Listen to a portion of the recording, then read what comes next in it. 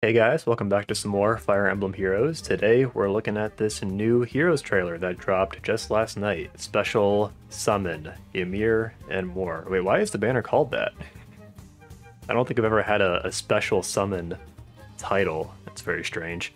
Yeah, we got Ymir and we got Shadows of Valentia characters. I was curious when we would get another Echoes banner because we had so few characters left from that game that needed to be added. There was like Atlus and Myson, Kamui and Jesse and Dean.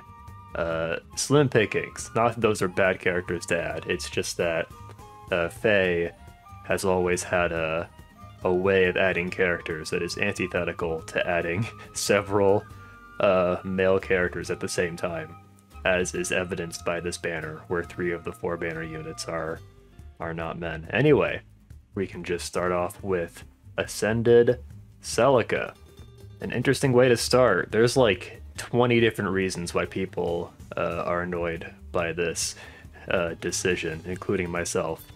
Nothing wrong with Celica, it's just we were kind of all on the same page that the Ascended heroes were characters that were either popular or plot relevant, that they just had an opportunity to do something cool with them. Like Joshua is like a post-game version of himself, Eden is like a post happy ending version, and then there's just Celica, and we'll probably learn more about her maybe in Forging Bonds. We might learn that she's maybe this is like a role reversal situation where she's the one leading the deliverance.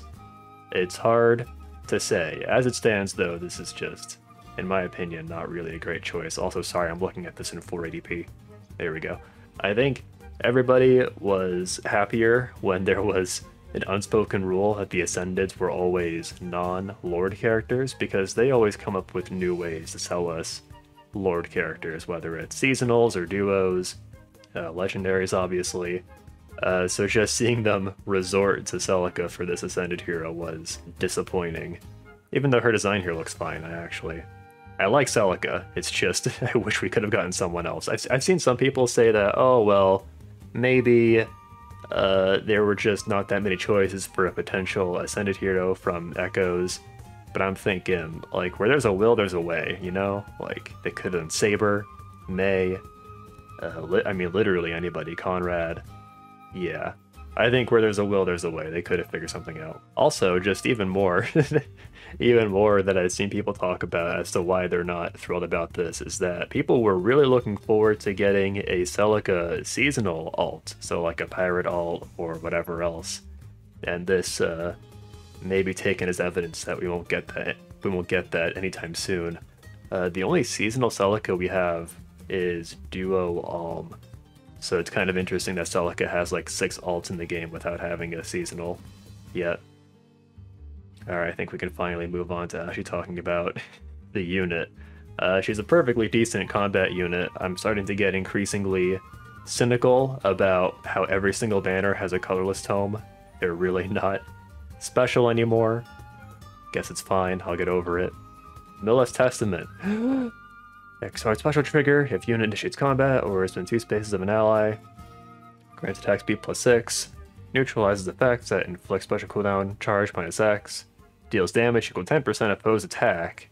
And also, if unit's HP greater than 25, and foe would reduce HP to 0, unit survives with 1 HP. So she gets special acceleration, attack speed +6, anti-guard. She gets true damage, which scales with enemy's attack. It's kind of interesting. And she gets Miracle. I think the Miracle part is the most interesting and most unique. That will make it just much harder to kill her. Even when she's just initiating on a really strong tank, they're going to struggle to kill her, especially since she has a NFU on her B slot. Speaking of her B slot skill, it's basically just NFU plus Desperation. It's the exact same as the one that Legendary Celica has. I wouldn't say it's outdated, it's just not as nutty as some of the other, like, perf B-slot skills we've been getting. Like, think of, like, the house leaders with frickin' Atrocity or Fallen Star, all that stuff. But, just getting NFU is good enough, It's just NFU plus also Desperation. And I guess her perf does actually allow her to use the Desperation effect pretty well, so there you go. Makes me wish Legendary Micaiah had a miracle effect, but never mind that. We have Infantry Null Follow 3, which is a new inheritable skill that grants null follow-up to infantry allies within 2 spaces of unit. And when I first saw this, I was like, whoa, this is actually kind of crazy. My initial impression was that this was very strong, but upon further deliberation, I'm actually leaning towards it not being that big of a deal for a couple reasons. The main reason is just that, honestly, people don't like to build support units that much, and that's what you would be doing if you foddered Celica for Infantry No Follow 3. You would have to find a support unit who would want it, you would have to think twice about who to run them with. It's too many things to think about for the average player, I think. I think genuinely the only people who will fodder Celica for this skill will be people who have very specific team comps in mind for summoner duels or whatever else. Not to mention, Infantry No Follow 3 has to compete with Infantry Pulse, and that's just a pretty popular infantry support skill as well, so yeah. It's very strong. It obviously has a lot of potential. I just think a lot of people, myself included, are just not going to feel overly compelled to pull for Celica just to fodder Infantry No Follow 3. Also, another thing is, I actually didn't remember this, but apparently the no follow-up status condition, it only works if you're faster. So a lot of units that would be able to use it don't really get any utility out of it. Units that would usually rely on like auto follow-ups, even though they're slow. So yeah, I think there's enough limitations on it to where it's not really a game-breaking skill. We all saw this coming. Then we have Est. So yeah, on all these new Echoes banners, we always get the Valentian version of one of the White Wings. Last year we got Paula, and she was obviously very strong. Est is also pretty strong. Her perf gives her Canto, attack +3, all stats +5, and she gets true damage that is 20% of her res, and reduces damage from foe's first attack by 40%. So I mean, she gets all of the modern good effects that you need to be a decent combat unit. And I mean, I'm guessing her res will be pretty high. It'll be interesting to see like what her stat spread is like, because she needs to have high attack, speed, and res, I would think.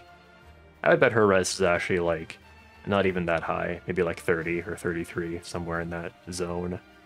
She has Flow Feather, which is a new beast slot skill. If a unit initiates combat, it neutralizes effects that prevent units' follow-up attacks, and also, if unit speed greater than foe speed -10, deals damage during combat equals 70% of difference between res stats. And there's no cap on that. So that can just scale up as much as you want. And it also stacks with the damage, the true damage in her perf too. And also reduces damage from foes' attacks by 70% of that difference, and this one is capped by 7. This is kind of interesting because it's not a percentage-based damage reduction, which means that skills like Deadeye and Lethality, like those won't affect this -7 that she can get on her Flow Feather.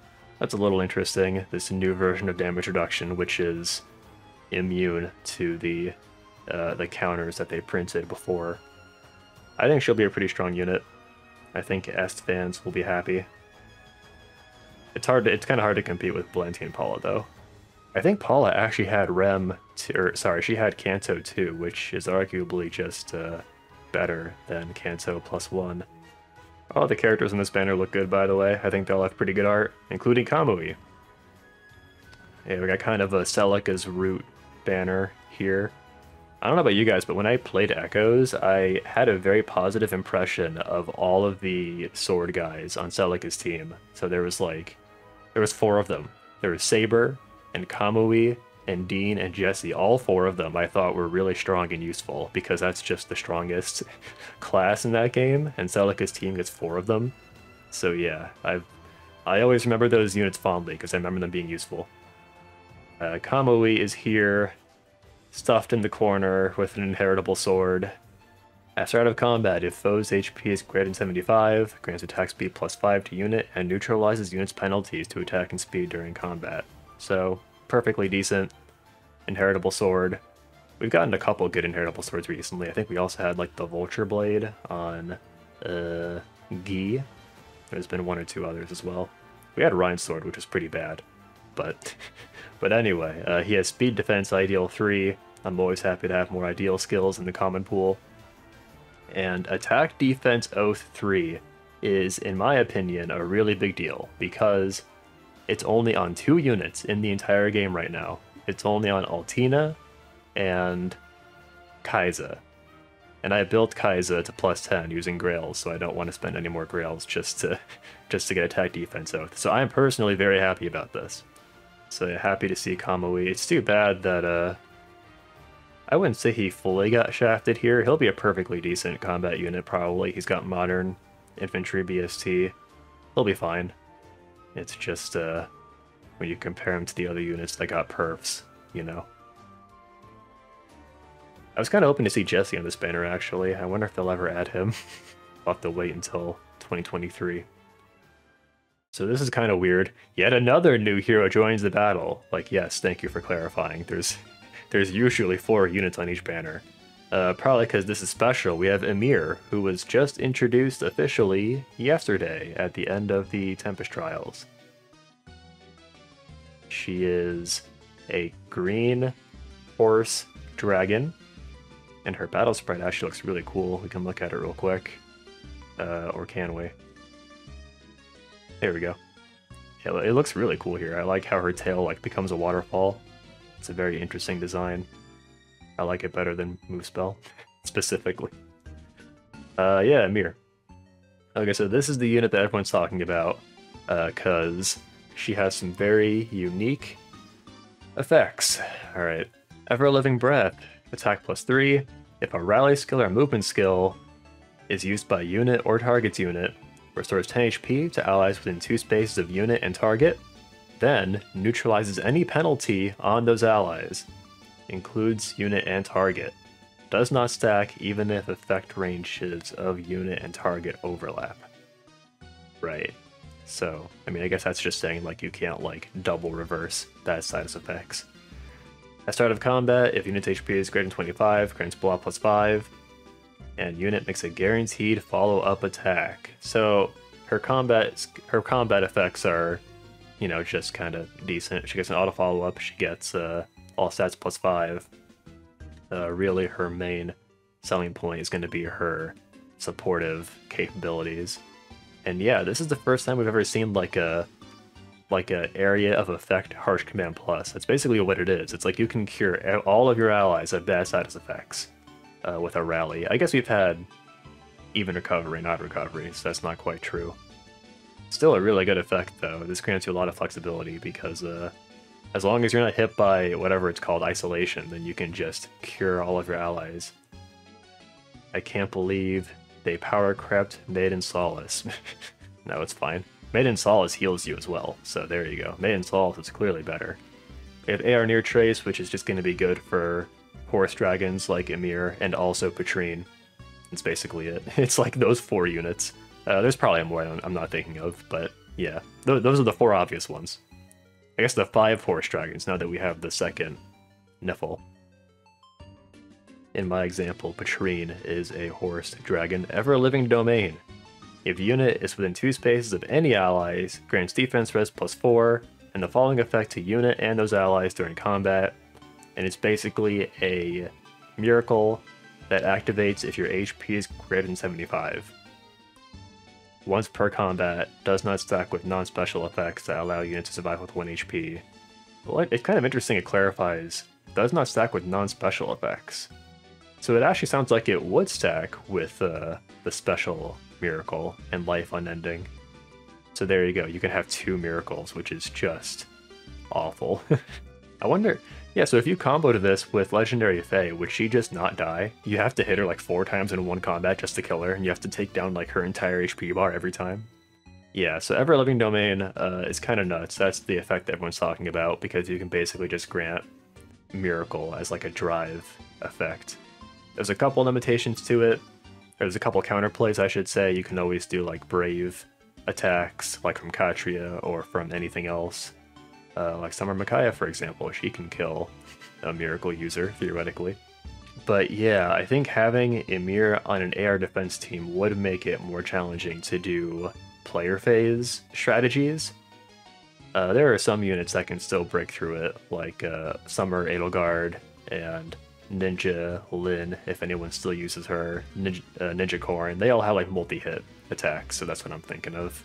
Because as long as the first hit brings them below 75%, I'm pretty sure the second hit will kill them like normal. And I'm thinking that this could be really good in Pawns of Loki. I guess ideally in Pawns of Loki, you wouldn't be taking attacks that are so strong that they can kill you in one shot. But even still, just having this as a backup in Pawns of Loki would be really nice. And also, she's a green dragon cavalry unit, which is pretty specific. It would fulfill a couple different roles in Pawns of Loki, you know, for your combos. So that's what I'm thinking of. I'm still not going to pull for her, though, personally. I'm not inclined to pull on this banner, personally. Even though I'm interested in Ymir, I'm interested in Celica skill fodder, but overall, I can pass. Est, her Flow Feather I think would be good for Sita, but I already gave her Papega Flight, so this would be, I mean, this would be a clear upgrade, but yeah, especially for Sita actually. Sita with Flow Feather 3, she'd probably be a really strong unit for Gale Forcing, since she has a Flashing Blade in her perf. Like I said, I don't feel overly compelled to pull for these units. I have to save orbs for Summer Micaiah, of course. That banner will still be up for another 2 or 3 weeks, so you can look forward to that summoning session when it eventually happens. I don't usually do recommendations because I figure everybody has their mind made up on if they're going to pull or not, but I would say save your orbs because Choose Your Legend is coming up. You may as well wait, right? You can wait and see what CYL 6 has in store before you pull for Ymir or whatever else. You can also wait and see just how strong Ymir actually is, you know, because people will be using her pretty soon, I think, in Ether raids. Oh, she's also good in Summoner duels. I guess I forgot to mention that, but yeah, she has some potential utility there.